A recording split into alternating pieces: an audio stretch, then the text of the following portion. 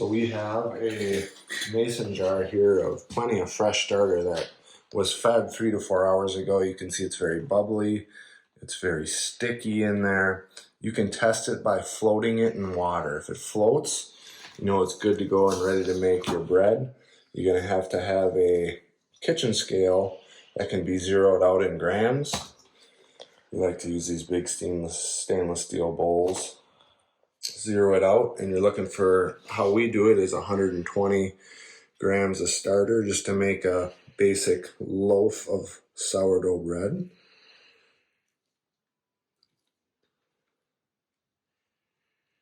Just watch your numbers as you're scooping in, and got a little excited there.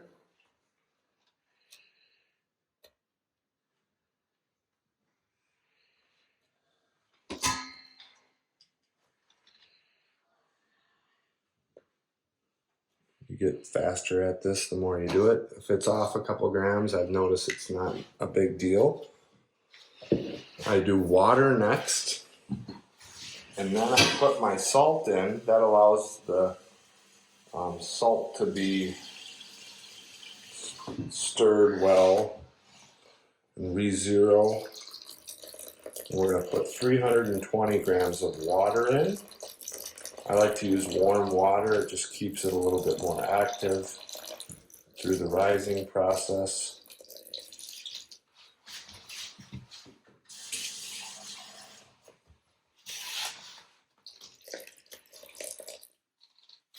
And then we go 8 grams of salt. Just watch my scale. I'm going to re-zero again.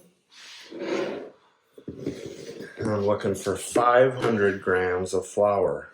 You can use anything from regular all-purpose flour to the fanciest organic bread flour, whatever your preferences are. You can try mixing with whole wheat flour, doing different parts of each.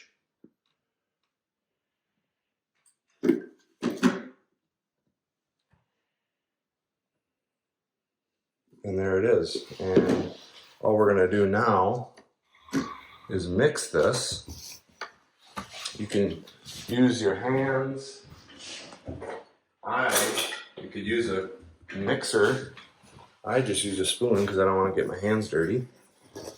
And I just mix it up until it's a shaggy dough. And then I cover it and let it rise at room temp. Now actually it's about 9 p.m. right now. I'm going to let this rise overnight. When I wake up, before I have a cup of coffee, I'll knead it one time. Then I'll put it in the fridge for a couple hours, pull it out of the fridge, knead it again, let it rise up to room temperature for a couple hours, knead it again, all at the same time preheating my oven to about 480 to 500 degrees with a Dutch oven. Got to preheat the Dutch oven.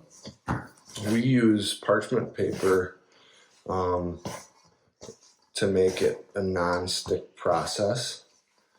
You can see this dough is getting a little bit more uniform and shaggy, and I'll scrape the sides until I get a nicer ball.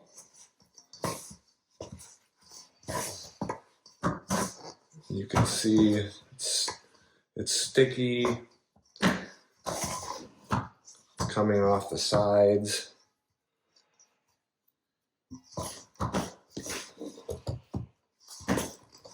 And this will rise overnight to double in size, if not more than double in size.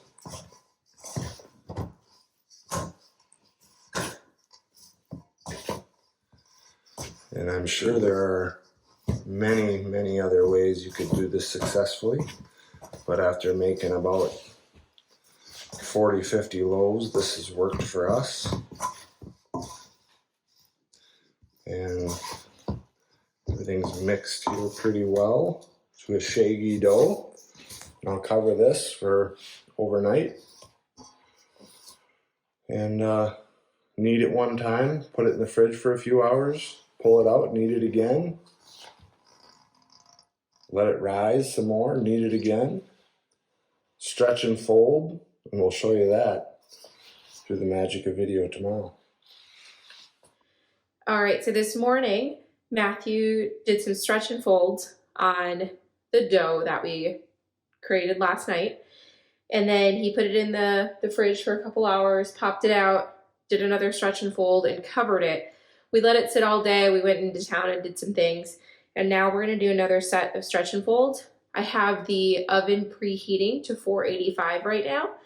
And I'm going to be putting in our Dutch ovens to preheat those as well. I'll show you what our Dutch ovens look like in a moment. But first, we're going to do a round of stretch and folds and walk through what that process looks like. So I have a little dish of water here. This is just so it helps the dough not stick to my fingers. So I'm going to take this dough here and just detach it from the bowl. And then we're going to do 4 stretch and folds per dough. So I'm going to take this and I'm going to stretch it. Pick it up, just let it stretch out a little, and then I'm going to take it and fold it over. Rotate my bowl and do it again. Stretch and fold. Rotate it, do it again. Stretch and fold, and then one more time.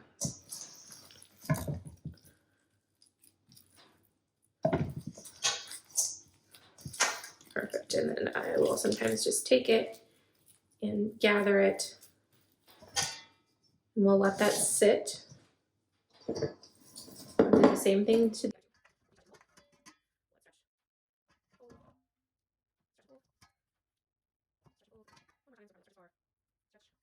Perfect.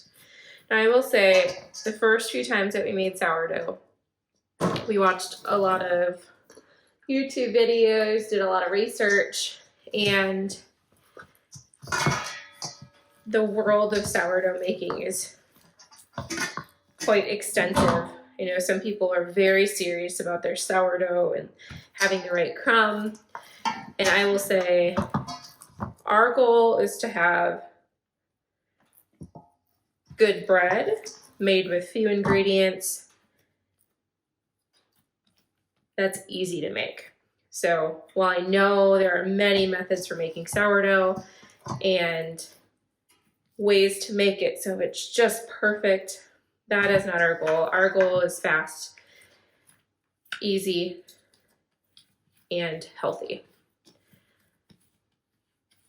All right, so we've got our dough ball. We're gonna let that sit. And I'm gonna cover these again, just with a flour towel. The other thing you'll notice is that we don't use the fancy bread proofing baskets. We found that stainless steel bowls work just fine. All right, so we're gonna cover this up, and I'm gonna pop our Dutch ovens in the oven so that they heat up to 485. All right, these are the Dutch ovens that we use. We used to have 3. One we have loved so much that it has broken and we're unable to use it. So we have these 2. What we do is we put parchment paper inside so the bread doesn't stick. And I'll walk you through that process once we're at that step. So what I'm gonna do is pop these in the oven and get them nice and hot. All right, my Dutch ovens are ready, so we're gonna go ahead and get the bread ready to put into the Dutch oven. First, I took a square of parchment paper and laid that down. Then I'm gonna sprinkle just a little bit of flour on the bottom of that parchment paper. Spread it out. Might be a little much here. And then I'm gonna take one of my loaves of bread dough here.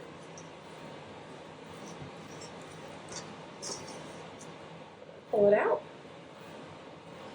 I did just do stretch and fold, so I'm not going to do it again. However, I am going to gather it at the bottom and set it right here. I'm going to sprinkle a little bit of flour on the top. Make sure we've got flour all around. There we go. Actually, I've got a little excess flour here. Sprinkle a little more on top. And then I'm going to scoop that off and use it for the next one. All right, so now most folks who do sourdough, they have a special blade that they make a score in their sourdough with. I don't have that, so I just take my kitchen scissors and I do a quick little snip down the middle, and then I make just a fun little design on the side, and that is enough to make sure that my sourdough doesn't explode. And that's it. And now I'm going to do the next 3 loaves, just get them ready on the parchment paper, and then we'll drop them in to the Dutch ovens. I'll just move this off to the side and we will do the next one.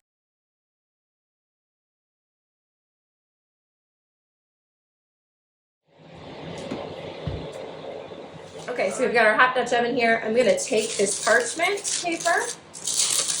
I am going to lift up my dough and plop it in the Dutch oven.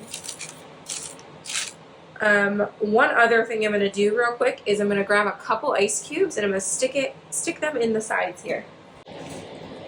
What that does is just adds a little moisture when I put the lid on. We'll go ahead and pop that cover on, and we're going to put this in the oven for 30 minutes with the cover on. And then after 30 minutes, we'll take the cover off, let it bake for another 30-ish minutes, and then our bread will be done. All right, pop this in the oven.